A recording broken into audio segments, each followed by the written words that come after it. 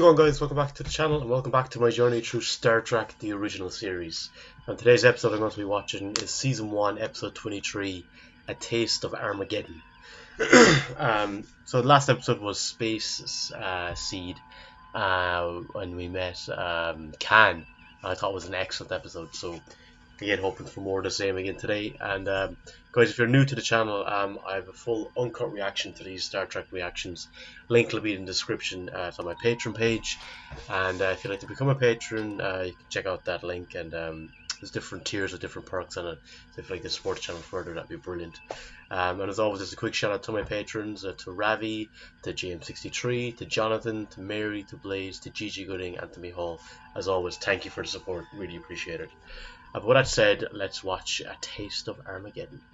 Objective, to open diplomatic relations with the civilizations known to be there. We have sent a message to it, informing them of our friendly intentions. We are awaiting an answer. Nothing yet, Lieutenant. So we're going to a friendly encounter, but you're still waiting for the response. So it adds a bit of tension. Captain? Nothing yet, Ambassador. We're awaiting a reply. Ambassador. Today is the first time we've Have we had met any ambassadors evidence that already? picked up our signal. Sir, it's code 710. Are you sure? Positive, it repeats over and over again. Is that supposed to mean something? Means under no circumstances are we to approach that planet. No circumstances whatsoever. You will disregard that signal, Captain. We mean to have that port, and I'm here to get it. By disregarding code 710, you might well involve us in an interplanetary war. I'm thinking about this ship. My crew. I have my orders, Captain, and now you have yours. And my mission gives me the power of command. I now exercise it. You will proceed on course. We're going in, gentlemen. Peacefully, I hope, but peacefully or not. We're going in. What if they just mutinied, or did a mutiny? We know very little about them. Their civilization is advanced. They've had space flight for several centuries. And first contacted more than 50 years ago, and Mini R7 was at war with its nearest neighbor. The Earth expedition making the report failed to return from its mission. God. USS... It is my prerogative. I can't risk beaming you down there until I know what kind of reception you're going to receive. Your safety is my responsibility. Those are... No hostility directed toward us. No apparent notice taken of us at all, which seems strange. Maybe the Enterprise is trapped without them knowing that. Maybe if they decide to move, then they'll act, possibly. It is yours. You know? Take care of her until I come back. Aye, aye, sir. And, have a bonny trip.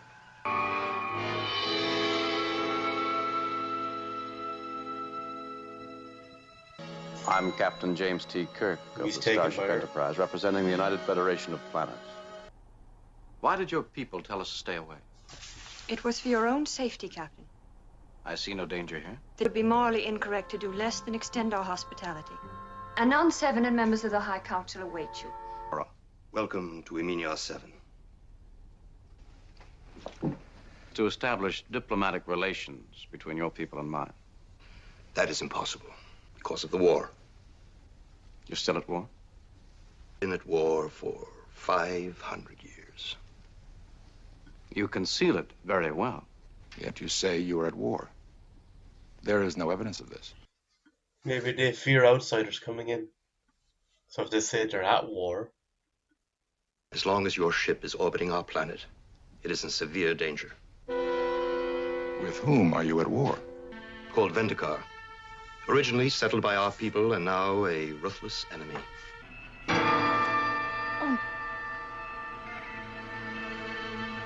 What is it? A hit. Maybe their perception of what's If this is an truth attack, is different. may I ask what weapons the enemy is using? Fusion bombs, materialized by the enemy over their targets. Looking on. Maybe it's just a projection. Just as it happened 50 years ago. Very high. Sir, I have been in contact with my ship. It's had this entire planet under surveillance. We have been monitoring you. There's been no attack, no explosions, no radiations, no disturbances whatsoever. Yes, Councilman. Launch immediate counterattack. Or are they trying to find a reason to Computers, start a war with the Enterprise? They fight their war with computers. Computers don't kill 500,000 people. Deaths have been registered. Of course, they have 24 hours to report to our disintegration machines.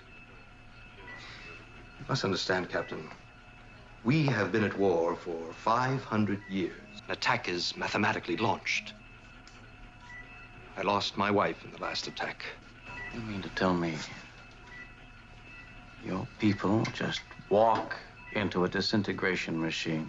Once your ship was in orbit about our planet, it became a legitimate target.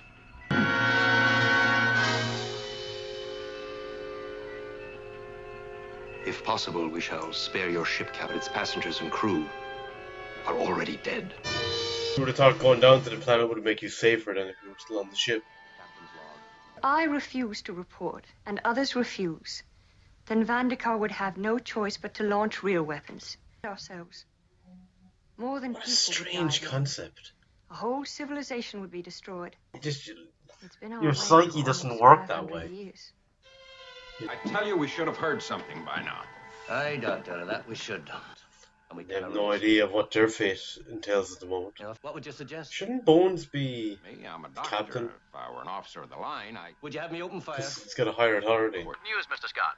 The Armenians have agreed to the establishment of full normal diplomatic relations. Mr. Fox would be glad to hear about that. Surely. They've assured me that our people will have a wonderful time. It's using his voice. Those are my orders, Mr. Scott. Aye, aye, Captain. Is it or is it not the captain's voice? Negative. A close copy. 98% probability. On the ball is Scotty. I know they're trying to get us. Spock really is the data, isn't he?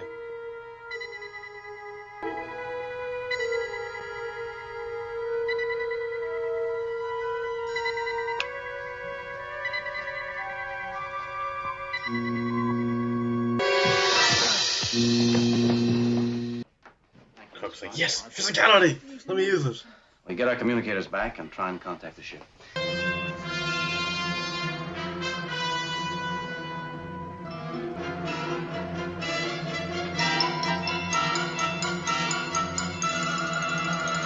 An entrance, Captain. But no exit. They go in, but they do not come out. Jeez. It's a real code of honor, I guess, to it. Like, just an honesty. Like, yes, I died in that battle, so I must dispose of myself.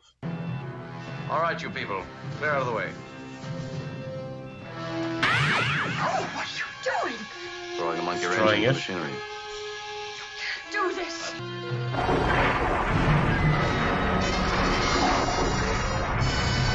They're not very friendly, are they? But what about our captain? And the landing party down there somewhere? Attack! They're trying to knock us down. You have taken defensive measures. Of course, but... But there are no buts. They're holding our captain. I'd like to know a little bit more about this guy. I'm responsible for the safety of this ship. They're looking for a fight, Mr. Fox. This is a diplomatic matter. You have got to let me go. My time that's is smart. almost up. Are you that anxious to die? You don't understand. Mr. Spock, or are you that fond of the war? What are you going to do? A grave crisis, and I mean- are lost to know how to proceed. I guess it's weird to say this, but what right does Kirk have to stop them doing that? This is their way of life. I mean, yeah, he has to protect his crew, but What is the greater morality? if they want to do that, Open then- honesty, you know, or a which may save our you lives? could try and convince them not to, but at the end of the day, it should have been their choice. Put me through to... Mr. Anon, this is Robert Fox, Special Ambassador for the United Federation of Planets. You have attacked us. And apparently, you're holding several special representatives of our Federation. As to your representatives, you have my sacred word as an Armenian, that they are alive and well.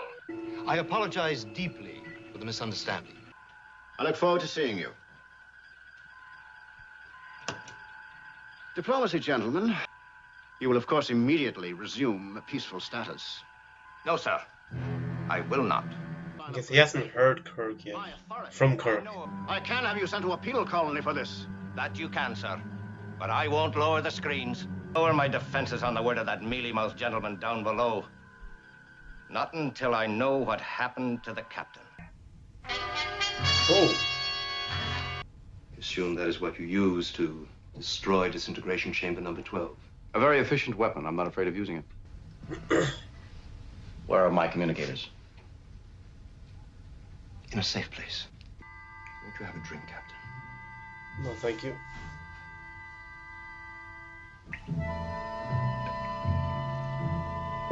You first.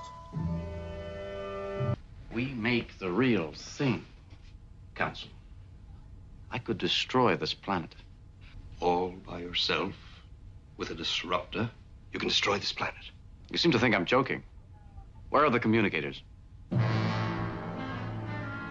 Hold you, Captain. Would you walk right out and get them? Something like that. Yeah, take him with you.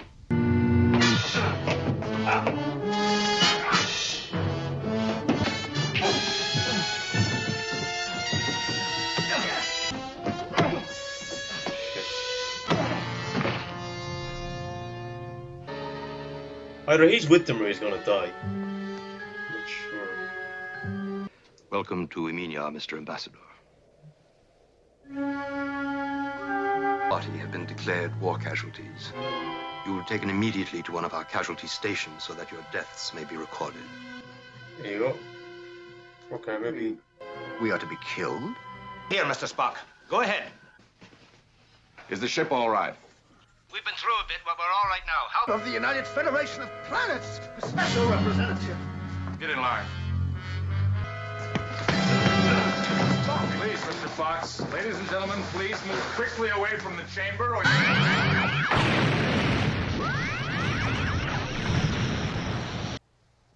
Millions of people horribly killed. Complete destruction of our culture here, yes, and the culture on Vendikar. That seems to frighten you. It would frighten any sane man. We hold your captain, his party, your ambassador, and his party prisoners. Unless you immediately start transportation to the surface.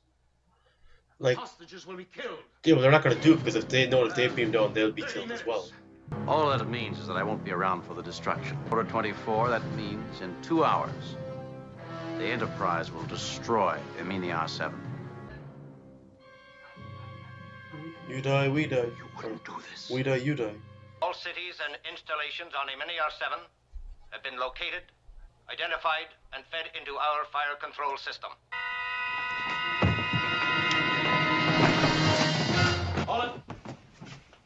A man of action, and he knows when an opportunity arises. Now we'll talk. Jerk to Enterprise. Come in, Scotty. Aye, Captain. Are you all right? Maintain position. If everything goes according to plan, you can beam us up in 10 minutes. And on. That's what makes it a thing to be avoided. You've made it neat and painless. So neat and painless, you've had no reason to stop it. And you've had it for 500 years. That's a good point as well, though. The only They way I don't can save really experience the repercussions. my ship.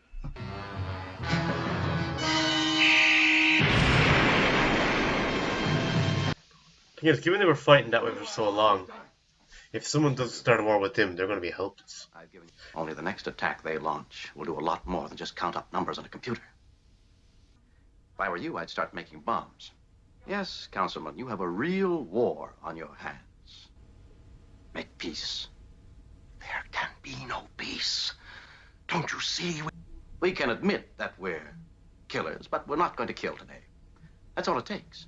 Knowing that we're not going to kill, horrified as you are, that they'll do anything to avoid the alternative I've given you. Peace or... And there'll be fear there. I should be glad to offer my services as negotiator between you and Vendikar. I guess he's trying to force it on him to go and find peace finally after so many years. Captain, Ambassador Fox reports negotiations are underway with Vendikar. Outlook hopeful. Good. It was a calculated risk. Still, the Eminians keep a very orderly society. Feeling is not much to go on. Intuition, Sometimes Spock. The feeling, Mr. Spock, is all we humans have to go on. Okay, that was A Taste of Armageddon, and I thought this was an excellent episode. The idea that, excuse me, the idea that you use a computer system to determine the results of war, and then with that determines who's a casualty, and that you willingly have to kill yourself, then that's more terrifying in some ways than just being killed in a war because you're deliberately making that final choice of you losing your life. And then I was thinking about, oh, well, it's like, if that's their culture, you know, who's correct to stop that? But then again, they're threatening the lives of his crew. So, you know, it's kind of, yeah. Because if you're in Kirk's position, you're going to do the same thing. But it was another way of looking at it. That's what they were used to. That was part of their culture for hundreds of years. Was it 500 years the war was going on? But then, as he said, he probably made that choice of forcing them to adapt to going into real war, which they would not want to do because they didn't have that knowledge or experience. So chances are they would then finally go, yes, okay, we want peace. We don't want to go this other route. So it was very well structured, the story, and how it came about and how it concluded. I thought it was a really well crafted episode, and I enjoyed Scotty in this episode as well. I have to say, I thought he did well in the role as acting captain. He hasn't stood out too much for me so far, but I enjoyed Scotty in this episode. So yeah, on the whole, I thought it was a really, really good episode again. I think it's been in a really good run at the moment. Star Trek has some really good episodes. But guys, let me know in the comments your thoughts on Taste of Armageddon. Where would it rank among your favorite episodes within Star Trek, the original series, and what did you make of the whole idea of using this kind of computer system to determine the casualties? I thought it was a great move, actually, something I never thought about. You know, as a concept, you know, if people were to do that, yeah, it was really, really fresh. Kind of an idea within the sci-fi genre and within Star Trek. But yeah, let me know what you thought in the comments, guys. Would love to hear your thoughts and views on it. But until next time, slog forward.